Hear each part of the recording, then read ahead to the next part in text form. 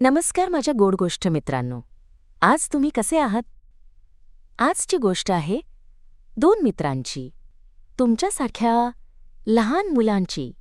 ही गोष्ट ऐकताना शांत बसा, मन मोकळं ठेवा आणि गोष्टीत हरवून जा. आरव नावाचा एक मुलगा होता. तो खूप गोड होता. त्याला खेळायला खूप आवडायचं आणि हसायलाही. पण आरवला एक छोटीशी सवय होती. तो जे काम आज करायचं ते तो म्हणायचा, नंतर करतो. होमवर्क नंतर, खेळणी आवरणं नंतर, दात घासणं थोड्या वेळाने. आरवची आई हळू आवाजात म्हणायची, आरव आधी काम करूया. बाबा शांतपणे सांगायचे, काम आधी केलं तर खेळायला जास्त वेळ मिळतो. आरव मान हलवायचा, पण मनात म्हणायचा, अरे अजून वेळ आहे. आरवचा एक जिवलग मित्र होता. त्याचं नाव होतं रोहन. दोघं रोज संध्याकाळी खेळायला भेटायचे. एक दिवस रोहन म्हणाला, आरव चल खेळायला. आरव म्हणाला, थांब जरा, होमवर्क राहिलंय. रोहन हसून म्हणाला, मी माझं सगळं आधीच केलंय, म्हणून आता मोकळा आहे. आरव थोडासा विचारात पडला. दुसऱ्या दिवशी आरव खेळत होता आणि अचानक पाऊस आला. आई म्हणाली, आरव आता आत ये, होमवर्क बाकी आहे. आरवचं मन उदास झालं.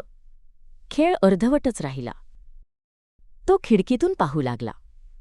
रोहन शांतपणे पुस्तक वाचत होता, हसत होता, आरामात बसला होता. आरव मनात म्हणाला, मी जर आधी काम केलं असतं तर आत्ता मीही अशाच शांतपणे बसलो असतो. कोणी काही बोललं नाही, पण आरवने मनात एक गोष्ट शिकली. पुढच्या सकाळी आरव लवकर उठला, दात घासले आणि आईला म्हणाला, आई आधी होमवर्क करतो, मग खेळायला जाईन. आई हसली. बाबांनी डोळ्यांनीच शाबासकी दिली.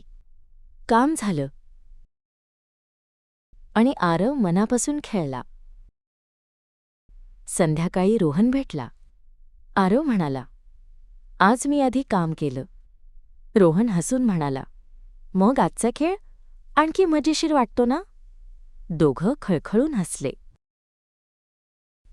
गोष्ट मित्रांनो, कधीकधी एक छोटी सवय आपला पूर्ण दिवस बदलते. आधी काम केलं तर मन मोकळं राहतं आणि खेळ जास्त मजेशीर होतो. आजची गोष्ट तुम्हाला आवडली का?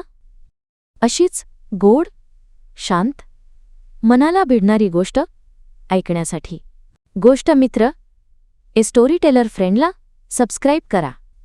पुन्हा भेटू एका नव्या गोष्टीसह.